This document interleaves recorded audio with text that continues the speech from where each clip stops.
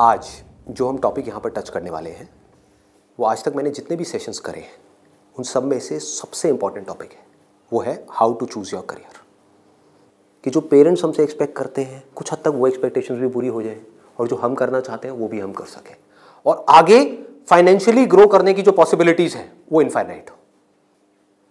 इससे पहले कि मैं आप लोगों को बताऊं कि ये चीज़ कैसे होगी या हमको क्या करना है, इसके लिए मैं आप लोगों से जानना चाहूँगा आप लोग अपना करियर कैसे चूज़ करते हैं? सर हम करियर चूज करते हैं जो हमारे पेरेंट्स आपस में सोचते हैं, जो बनना चाहते हैं वो सोचते हैं कि इसमें हमारा चिल्ड्रन फाइनेंशियली सही सक्सेसफुल हो सकता है और हो सकता है वो हमारे दिमाग में पहले से बचपन से सेट कर देते हैं कि आपको ये बनना है। और हम छोटे होते हैं तो हम सोचते हैं कि यही हमारे लिए अच्छा ऑप्शन होगा, इसमें सक्सेसफुल हो सकते हैं। फिर वो बच्चे वही करने लग जाते हैं और फिर ये 90% बच्चे इससे चुनते हैं। मोस्टली क्या होता है कि फ्रेंड सर्कल के दबाव में आके लोग भेड़ चाल में आके कर लेते हैं, फ्रेंड ये करना तो हम भी ये करते हैं। सर बेसिकली जो होता है वो पेरेंट्स हमारे बोलते हैं कि 2 साल पहले उसने वो करा था, आज वो सक्सेस है। वो जो है तेरे बड़े भैया जो है वो आज यूएस में बैठे हैं, ये जॉब कर रहे हैं। तो बेसिकली ये कहते हैं कि तू भी ये कर ले, तू भी उसकी तरह स्टैंड हो जा। कोई इंटरेस्ट के बारे में बात नहीं करता कि हमारा इंटरेस्ट किसमें है किसमें नहीं है। तो सर वो पेरेंट्स जब हमसे पूछते हैं कि आप ये नहीं करना वो नहीं करना तो बताओ क्या करना है, तो सर कई बार ये भी होता है कि हमारे पास ये जवाब नहीं होता, हम क्या करें, हमें यही नहीं पता होता।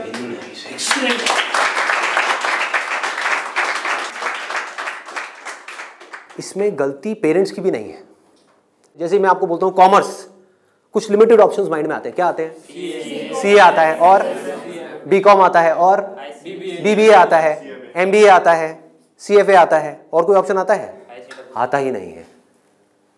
तो ध्यान से देखो क्या हो रहा है। हम सब बच्चों की सोच एक जैसी है, सब पेरेंट्स की सोच एक जैसी है। तो ये पेरेंट्स की सोच किसने बनाई? क्या उनकी गलती है? इस पूरी की पूरी सोसाइटी ने मिलकर बनाई।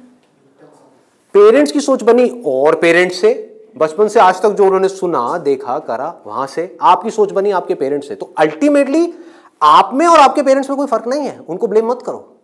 आपकी सोच भी उनके जैसी ही है। अगर नहीं है तो बताओ कोई और ऑप्शंस। नहीं आते ना माइंड में? साइंस में बोलता हूं, साइंस बैकग्राउंड, क्या ऑप्शंस आते हैं माइंड में? इंजीनियरिंग। इंजीनियरिंग में भी क्या आता है? जैसे इंजीनियरिंग वर्ड आता है क्या आता है माइंड में? आईआईटी आता है। ठीक है। मेडिकल में क्या आता है? एमबीबीएस, सर्जन्स, और कुछ? No sir. बस यही है। देखो हमारी सोच कितनी लिमिटेड हो गई है। माइंड में कुछ आता ही नहीं है तो करेंगे कैसे? आपके माइंड में कुछ आएगा तभी तो वो चीज होगी। अगर माइंड में हिमालय नाम का पहाड़ होगा तभी तो उस पर चढ़ोगे। माइंड में हिमालय है ही नहीं तो कैसे चढ़ोगे? वहां तक जाना तो बहुत दूर की बात है। क्या करोगे? तो क्या होगा आपके साथ में? वही जो उन सब लोगों के साथ में हो रहा है जिनकी सोच ऐसी है। अपने आसपास में देख लो क्या हो रहा है उन लोगों के साथ में। अगर हम चाहते हैं हमारे साथ में कुछ अलग हो तो हमें क्या करना पड़ेगा? अपनी सोच को तोड़ना पड़ेगा। सबसे पहले समझेंगे कि एग्जैक्टली हो क्या रहा है, फिर ये देखेंगे कि हम क्या कर सकते हैं और क्या करना है। इसको आप पीछे सर्कुलेट कर दीजिए।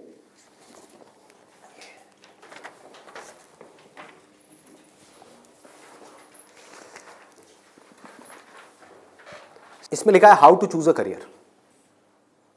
अच्छा, पढ़ाई में हमको आगे बढ़ने के लिए मान लो जैसे मैंने बोला साइंस बैकग्राउंड, तो माइंड में क्या आया? इंजीनियरिंग आया, इंजीनियरिंग से आईआईटी आया, आईआईटी से कोटा आया, या और ये जो तैयारी वाले इंस्टीट्यूट्स हैं वो आए, वहाँ पर जाओ, जा करके तैयारी करो, यही सब होता है।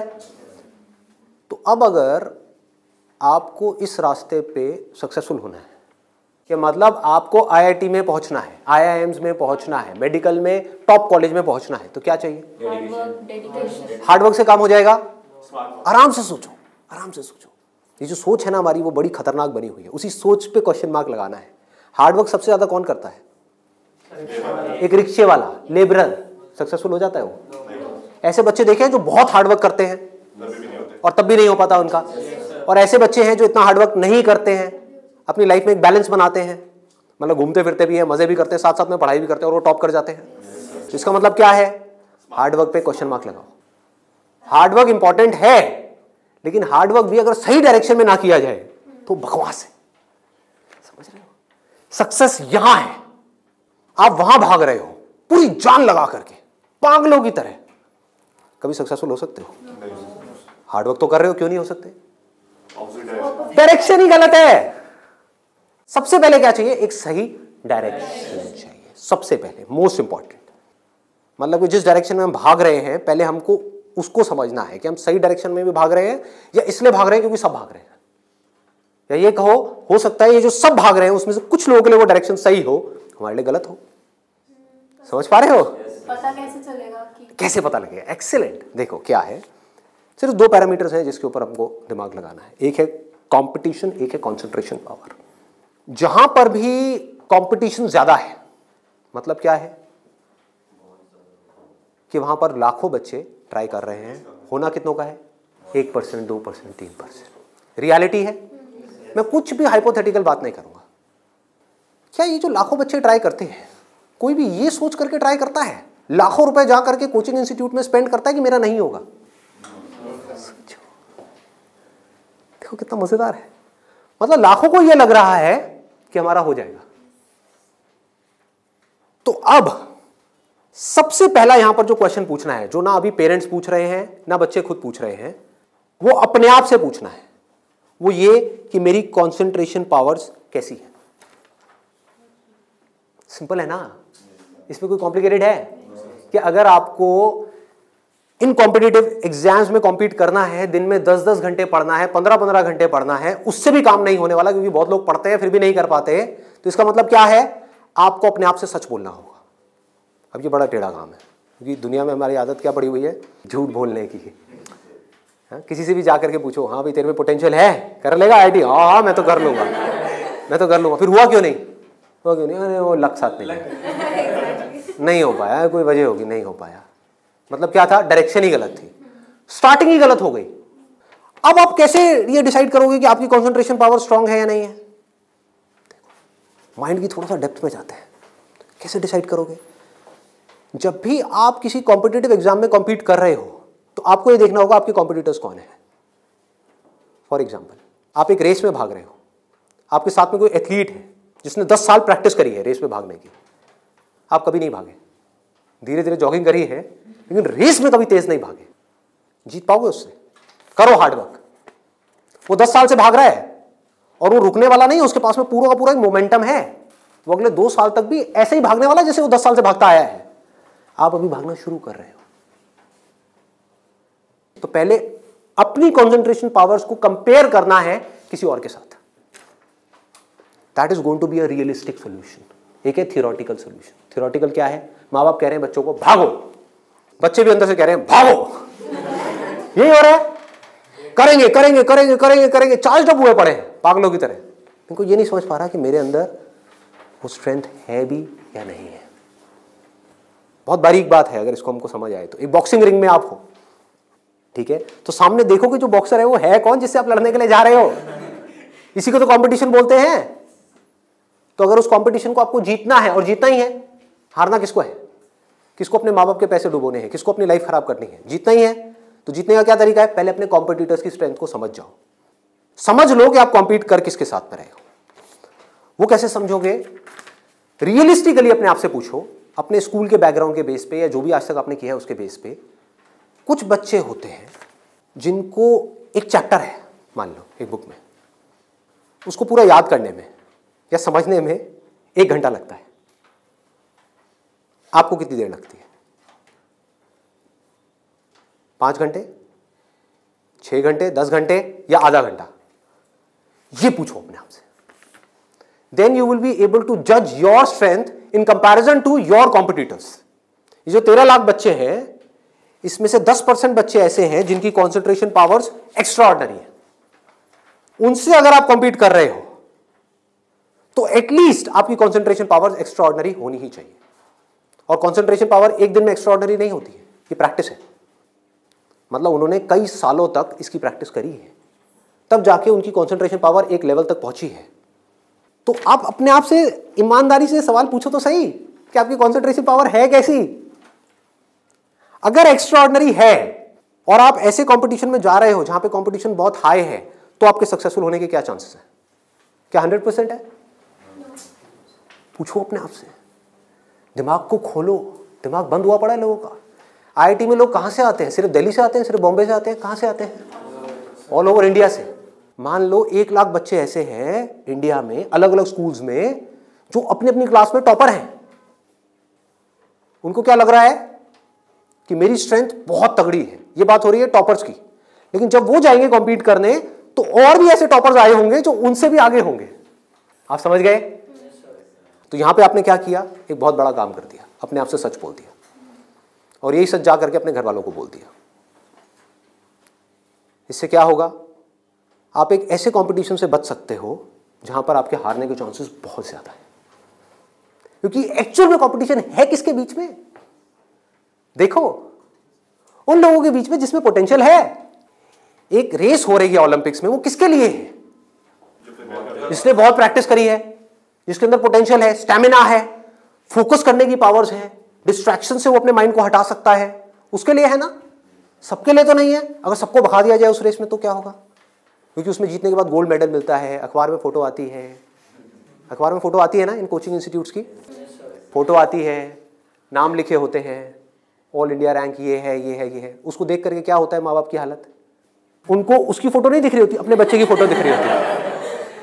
यहाँ पे आने वाले इतने साल बाद मेरे बच्चे की फोटो होगी, मेरी बेटी की फोटो होगी, उसकी ये रैंक होगी। यहाँ से क्या हो रहा है? हम अननेसेसरी अपनी एक ख्याली दुनिया खड़ी कर रहे हैं। पेरेंट्स ने अपने दिमाग में एक ख्याल बना लिया। अब यहाँ तक प्रॉब्लम नहीं है, उन्होंने वही किया जो होना था, सबके साथ होता है, कौन नहीं चाहेगा? गड़बड़ कहाँ हुई? आप भी इस खेल को नहीं समझ पाए, आप समझ ही नहीं पाए हो क्या रहा है। ये जो कोचिंग इंडस्ट्री है आज की डेट में 1.5 लाख करोड़ की इंडस्ट्री है। ये पैसा कहाँ से आ रहा है? हम सब से आ रहा है, हमारी जेब से आ रहा है। तो अगर इस खेल को हम समझ जाएं, हमारे पेरेंट्स नहीं भी समझ पा रहे क्योंकि वो तो सपने देखेंगे ही, और हम जाकर के बोले ये सपना आप अभी रोक दो, उन पे लगाम लगाओ, देखो पहले कि आपका बच्चा कहाँ स्टैंड करता है। गाड़ी आपके पास में 800 और कॉम्पीट करने की बात कर रहे हो फेरारी वालों से, बट इसका मतलब ये नहीं है 800 बुरी है। आप समझ गए मेरी बात? रेस में बुरी है, बट दिल्ली की सड़कों पे, पुरानी दिल्ली में फेरारी अच्छी है, 800 अच्छी है, 800 अच्छी है, ज्यादा सक्सेसफुल है। बट वही अगर उस रेस में चली जाए जिसमें सब भाग रही हैं और सारी 800 नहीं है, फेरारीज है, एक से एक फेरारीज है, किसमें कितनी आग लगी हुई है वो आपको पता ही नहीं है। आप समझ पा रहे हो? कोई आ रहा है कहीं से, उस बच्चे में कितनी आग है और कितना पोटेंशियल है वो आप सपने में भी नहीं सोच सकते, और आप उससे लड़ने की बात कर रहे हो। किस बेस पे? क्योंकि मेरे घर वालों ने ये सपना देखा है और मुझे सपने को सच करना है। पोटेंशियल है या नहीं है? पूछो अपने आप से, तो आपको क्लियर कट जवाब मिलेगा। क्लियर कट 10% लोग ऐसे होते हैं जिनमें एक्चुअल में पोटेंशियल है इन एग्जाम्स में कॉम्पीट करने का। तो if you are there in that top 10% category, तो अब आपका हार्डवर्क यहां पे काम आने वाला है।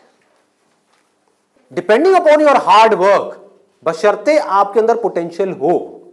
फॉर एग्जाम्पल फेरारीज की रेस हो रही है, उसमें आपने पूरी जान लगा दी, एक सेकंड के लिए भी डिस्ट्रैक्ट नहीं हुए। ठीक है, डिस्ट्रैक्ट होने में 1 सेकंड लगता है। डिस्ट्रैक्शंस वाला मेरा सेशन है पावर ऑफ फोकस, वो देखा होगा आप लोगों ने। बहुत तरह की डिस्ट्रैक्शंस हैं। मान लो आप हो तो फेरारी, लेकिन डिस्ट्रैक्ट हो गए, रुक गए, रेस यहां हो रही है, आप यहां चले गए, आउट है कि नहीं? तो आपको पूरी तरह से फोकस्ड रहना पड़ेगा, हार्डवर्क करना होगा, डेडिकेशन चाहिए, डिजायर चाहिए, सब कुछ चाहिए। लेकिन सबसे पहले क्या चाहिए? इंजन में दम होना चाहिए, अंदर वो पोटेंशियल होना चाहिए, एक्स्ट्रा ऑर्डिनरी कॉन्सेंट्रेशन पावर्स होनी चाहिए। ये बात हमको समझ क्यों नहीं आ रही है? अब क्यों चाहिए कॉन्सेंट्रेशन पावर्स? कभी सोचा है? 2 तरह के काम है इस दुनिया में, एक वो जिसमें हमारा इंटरेस्ट है, दूसरा वो जिसमें इंटरेस्ट नहीं है। जहां इंटरेस्ट नहीं है वहां पर कॉन्सेंट्रेशन पावर्स का स्ट्रांग होना बहुत जरूरी है, जहां है वहां पर नहीं है, क्योंकि वहां तो ध्यान लग जाता है। वीडियो गेम खेलने के लिए कॉन्सेंट्रेशन पावर चाहिए क्या? क्यों? क्यों? इंटरेस्ट है तो वहां पर कॉन्सेंट्रेशन हो जाता है, खेलने में कॉन्सेंट्रेशन हो जाता है, और बहुत सारी चीजों में कॉन्सेंट्रेशन हो जाता है। पढ़ाई में हमें कॉन्सेंट्रेट करना पड़ता है और चाहिए ही चाहिए, क्योंकि पढ़ाई में 99.99% लोगों का इंटरेस्ट नहीं होता, तो कैसे पढ़ाई में क्रैक कर पाएंगे? तब जब अपने ध्यान को ऐसी जगह पे रोकना आता हो जहां पे हमारा इंटरेस्ट नहीं है। और ऐसी स्ट्रेंथ कितने लोगों में होती है? सच सच बताना आज, मतलब ईमानदारी से, आप में से कितने हैं यहां पर जो आप क्लेम कर सकते हो कि मेरी जो कॉन्सेंट्रेशन पावर्स हैं वो एक्स्ट्रा ऑर्डिनरी है? ऑनेस्टली आपकी है, let's give a big hand for it. हम सब में से सिर्फ एक की, और ट्राई कौन करते हैं? सब करते हैं। मेजॉरिटी ऑफ पीपल, सब तो नहीं कह सकते, मेजॉरिटी ऑफ पीपल करते हैं। है ना खतरनाक खेल। और एक बहुत बड़ी चीज हुई है अभी यहां पर, आप में से सिर्फ एक ने अपना हाथ उठाया, बाकी ने नहीं उठाया। इसका मतलब आपने क्या किया? सच बोल दिया, एक्सेप्ट कर लिया। अगर अपने घर पे भी एक्सेप्ट कर लो तो क्या होगा? खेल शुरू होने से पहले ही खत्म हो जाएगा। अगर ये मेजॉरिटी ऑफ बच्चों को समझ आ जाए, इंडिया में लाखों बच्चे मेरी वीडियोस देखते हैं, उनको ये समझ आ जाए और वो अपने आप से सच बोल दें, अपना हाथ ऊपर ना करें, अपने घर पे जाकर के बोल दें मेरी कंसंट्रेशन पावर एक्स्ट्रा ऑर्डिनरी नहीं है। हाँ, मेरी क्लास में कुछ 4 बच्चे हैं, उनकी है, वो भी कॉम्पीट करने जा रहे हैं, उनको करने दो। मुझे नहीं लगता कि मैं जीत पाऊंगा इस खेल में।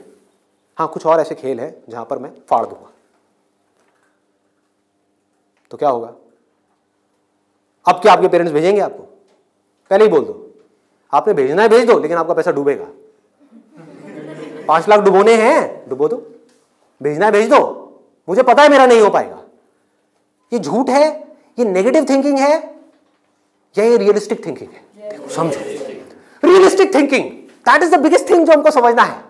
पॉजिटिव थिंकिंग का लोग मतलब क्या निकालते हैं कि मेरे पास में मारुति 800 है और मैं ये एक्सेप्ट ही ना करूं कि मेरे पास में मारुति 800 है, मैं अपना एक ख्याल बना लूं कि मेरे पास में फेरारी है और जाकर के कॉम्पीट करूं ऐसे लोगों के साथ में जिनके पास में एक्चुअल में फेरारी है।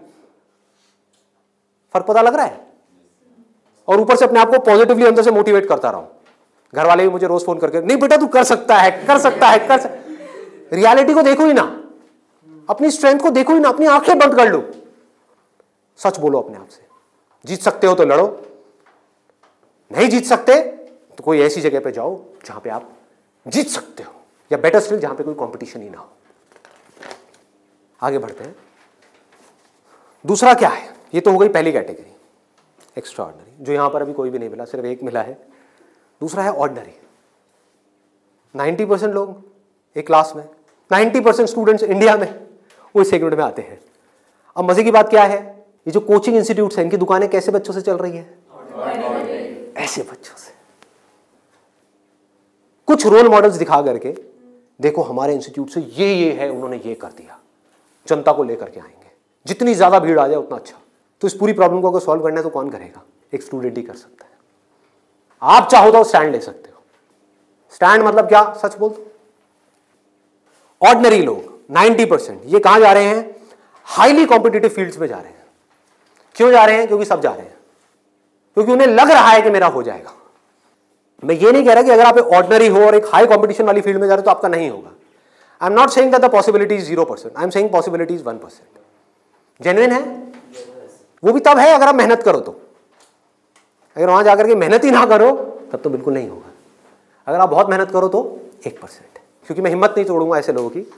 लाखों ऐसे स्टूडेंट्स हैं जो आज की डेट में ऐसा कर रहे हैं। बट ये वीडियो मैं सिर्फ अभी करंट सिचुएशन के लिए नहीं बना रहा, मैं आगे तक देख रहा हूँ। आने वाले 20 साल, 50 साल, 100 साल आगे तक देख करके चल रहा हूँ कि इंडिया की प्रॉब्लम्स का अगर हमको सोल्यूशन निकालना है, अनएम्प्लॉयमेंट का सोल्यूशन निकालना है, डिप्रेशन का सोल्यूशन निकालना है, तो वो सोल्यूशन क्या है? मेरी सोच वहां पर चल रही है। इसकी वजह से होगा क्या? अभी जो ऑलरेडी ऐसे ऑर्डिनरी स्टूडेंट्स हैं और वो ऐसी जगह पे चले गए हैं तो उनकी हिम्मत टूट जाएगी इस वीडियो को देख करके। तो मैं उनको क्या कहूँगा? उम्मीद है, लगा दो जान। बस साथ में क्या कहूँगा उन पेरेंट्स को जो अब ऐसा गेम खेलने वाले हैं, उन स्टूडेंट्स को क्या कहूँगा? मोस्ट इंपॉर्टेंट जो मुझे देख रहे हैं, बड़ा सिंपल है कि अपने पेरेंट्स को जाकर के कहो मुझे नहीं लगता कि मेरे में पोटेंशियल है, मुझे नहीं लगता कि मैं कर पाऊंगा। हाँ, 1% चांस है। सच बोल दो, बोलो मैं ये नहीं कह सकता मैं कर ही नहीं सकता, 1% चांस, 99% चांस है मैं नहीं कर पाऊंगा। मैं जानता हूं अपने आप को, आप नहीं जानते, मैं जानता हूं। मुझे पता है अंदर से कि मैं क्या हूं, मुझे पता है अंदर से कि मेरे अंदर कितनी आग है, कितना पोटेंशियल है। मैं अपने दोस्तों के साथ में बैठ के पढ़ा हूं, मुझे पता है अंदर से कि मैं क्या हूं। तो आप क्या कहोगे? सच बोलोगे अपने घर वालों को जाके कि देखो अगर आप मुझे 2 साल तक की कोचिंग कराओगे, उसमें मान लो लाख रुपए साल की फीस हो गई, प्लस रहना खाना पीना व्हाटएवर इट इज, टोटल मान लो 2 साल में कितना खर्चा आया? 4-5 लाख रुपए। 5 लाख मान लेते हैं। तो आप बोलोगे अपने घर वालों को जाकर के, अगर अभी भी ये सब सुनने के बाद भी आप कहते हो कोई बात नहीं बेटा 1% चांस है, तू कर ले, तो मैं आपको एक बेटर ऑप्शन देता हूं प्रैक्टिकल रियलिटी के बेस पे। यहां पे अगर आपके पेरेंट्स आपके ऊपर दाव लगाते हैं, जीतने के चांसेस क्या है पेरेंट्स के? 1:100। इससे बेटर ऑप्शन क्या है? गोवा जाओ। Seriously, I am serious about it, मजाक नहीं कर रहा। गोवा जाओ, वहां पे कैसीनोज हैं, वहां पे अगर आप 5 लाख रुपए लगाते हो, एक रूले करके गेम है, पता है आप लोगों को? सारे जुआरी हैं क्या यहाँ पे? रूले गेम है जिसमें एक बॉल घुमाते हैं, 36 नंबर होते हैं और एक 0 होता है। वहां पे अगर आप 1 नंबर पे पैसा लगाते हो और वो नंबर आ जाता है तो 1 रुपए आपका बन जाता है 36 रुपए। जीतने की प्रोबेबिलिटी क्या है? 1:37। यहां पर क्या है? 1:100। वहां पर क्या है? 1:37, मतलब इससे डबल से भी ज्यादा है। तो अपने पेरेंट्स को सजेशन दो कि जुआ खेलना ही है तो ये बेटर ऑप्शन है, खेलते हैं ना। मेरी जिंदगी क्यों दांव पे लगा रहे हो? मुझे तो बचने दो। अरे खेलना है तो मिलके खेलते हैं। जाओ अपने पेरेंट्स के साथ में, उनको गोवा लेकर के जाओ, अपनी पार्टी करना, और एक दिन जाना ले आकर के 5 लाख रुपए एक टेबल पे रख देना। अगर वो नंबर आ गया तो कोई भी नंबर चूज कर लो। आपके पेरेंट्स चाहते हैं आप नंबर 1 पे आओ, ऑल ओवर इंडिया में आपकी नंबर 1 रैंक आए, तो 1 नंबर पे पैसा लगाओ जुए में। वहां भी 1 नंबर पे पैसा लगा रहे हैं, यहां भी 1 नंबर पे पैसा लगाओ। अगर वो 1 नंबर आ गया तो कितना मिलेगा? 5 लाख का 1,80,00,000। 1,80,00,000 उसको उठा करके बैंक में एफडी कराओ। कितना इंटरेस्ट आएगा? 12%। तो अब टाइम गया। आप मान लो टैक्स वैक्स काट के 7-8% भी आ गया आपके हाथ में। महीने का 1,00,000 रुपए, साल का 12 लाख रुपए। सोचो क्या ये प्रैक्टिकल है या नहीं है? जो बात मैंने बोली है थियोरेटिकल है, प्रैक्टिकल है। वहां भी जुआ है, यहां भी जुआ है। आप भी बोल रहे हो हाँ शायद मेरा हो जाएगा, पेरेंट्स भी कह रहे हैं हाँ शायद इसका हो जाएगा। प्रोबेबिलिटी हमारे सामने है, आपके होने की जो प्रोबेबिलिटी है वो हमारे सामने है। हाँ अगर आप एक्स्ट्राऑर्डिनरी में हो तो बात अलग है, मैं उसकी बात नहीं कर रहा। वहां पर आ गई 10% से 100%, तो वहां पर जुए का कोई कंपैरिजन नहीं है, ठीक है ना। बट अगर आप ऑर्डिनरी में हो और वहां पर जाकर के आप कॉम्पीट कर रहे हो, इससे बेटर ऑप्शन है जुआ। अगर घर वाले कहेंगे पैसा डूब गया तो जुए में, तो बोलो वो तो यहां भी डूब रहा है। हाँ? यहां भी तो डूब रहा है। फर्क क्या है? इसको बोलते हैं एक रियलिटी के बेस पर समझ करके सोच करके लिया हुआ डिसीजन। तो अब तीसरा ऑप्शन क्या है हमारे पास में? कोई ऐसा करियर चूज करो, देखो कितना मजेदार है, जहां पे आपको कंसंट्रेशन पावर की जरूरत ही ना हो, not required. If you love singing, concentration power चाहिए क्या? नहीं चाहिए, हो जाएगा। किसी खेलने में इंटरेस्ट है तो वहां पे कंसंट्रेशन पावर बहुत स्ट्रांग चाहिए क्या?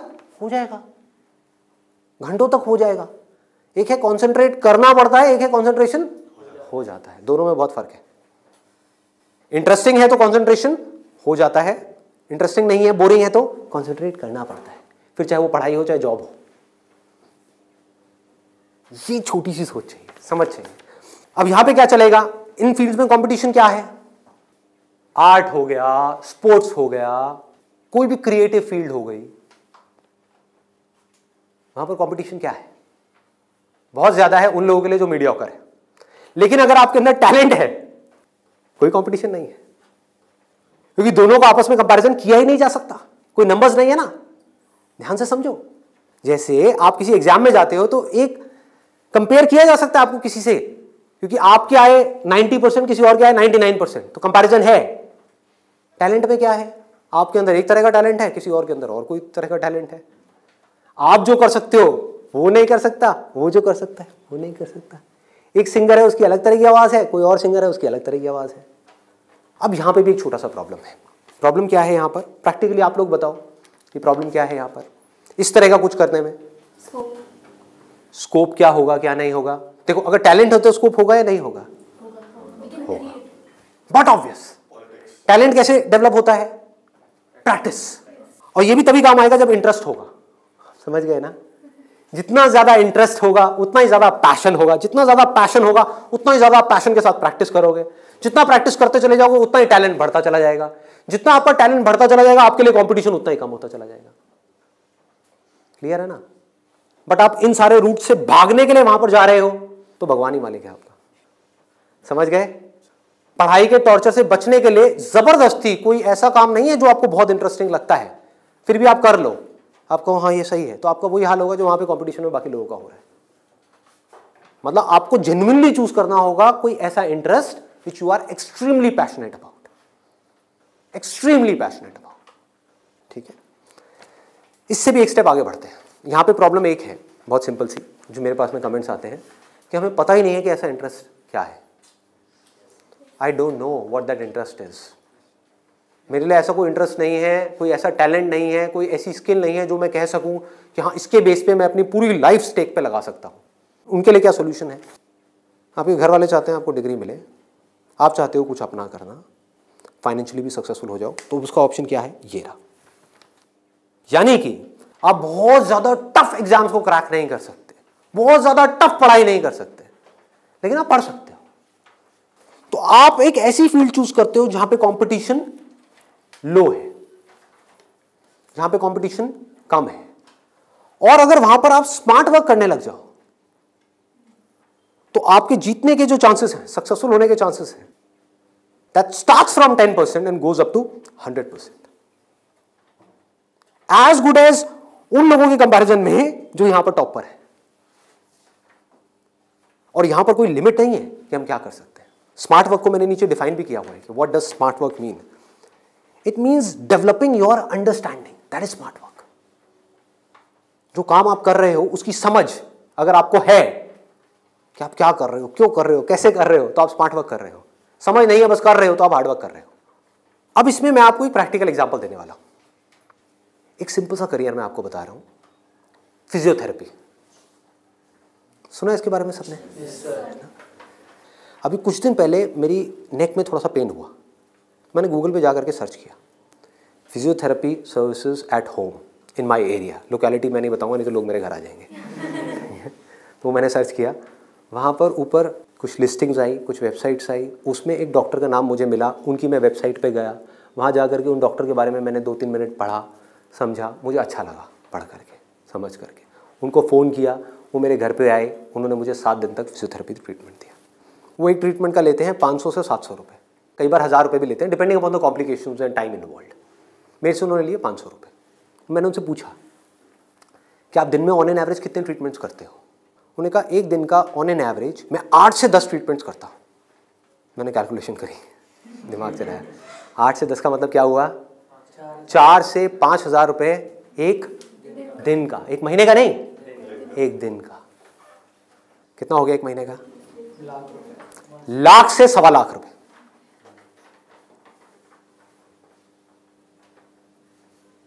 अभी उनको 4 साल हुए अपनी फिजियोथेरेपी करे हुए। ये नहीं है कि 40 साल हो गए, 4 साल। समझ रहे हो क्या किया उन्होंने, कैसे किया उन्होंने? वो सब आ जाता है स्मार्ट वर्क के अंदर। उन्होंने हार्ड वर्क नहीं किया, स्मार्ट वर्क किया।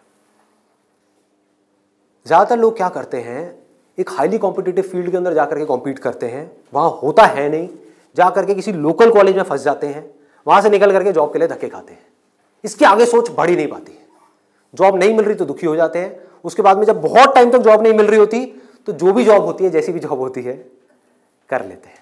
होता है प्रैक्टिकली ऐसा है? नहीं होता है। पढ़ाई करिए किसी फील्ड में, जॉब कर रहे हैं किसी और फील्ड में, मतलब कि वो पढ़ाई करी वो बेकार हो गई।